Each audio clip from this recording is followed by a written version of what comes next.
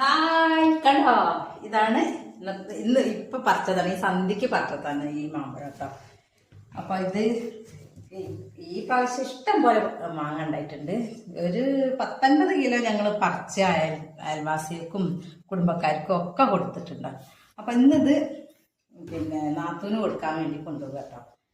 അപ്പൊ അതിലൊന്ന് പഴുത്തതൊന്നും എനിക്ക് കണ്ടപ്പോൾ അങ്ങനെ കടിച്ചിങ്ങനെ തിന്നാൻ തോന്നി. ഇത് ചെറിയ മാങ്ങ കേട്ടോ. ഇത് ഈ മാങ്ങ തന്നെയാണ്, കോഴിക്കോടൻ മാങ്ങ.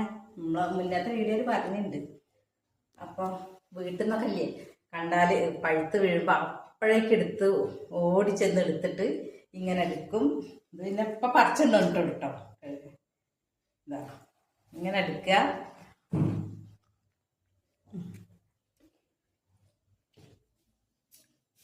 അതാ ഇങ്ങനെ കടിക്കും. ഇതാ ഈ കണ്ണീൻ്റെ ഭാഗം എന്നിട്ട്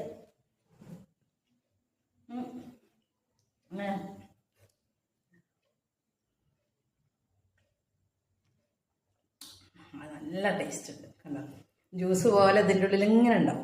അപ്പം മാങ്ങയൊക്കെ കിട്ടുന്നത് എല്ലാവരും കഴിച്ചോളിട്ടോ. മാങ്ങക്കാലത്ത് മാങ്ങയും ചക്കയും ഒക്കെ കഴിക്കണം. അതാണ് ആരോഗ്യത്തിന് നല്ലത്. പ്രകൃതി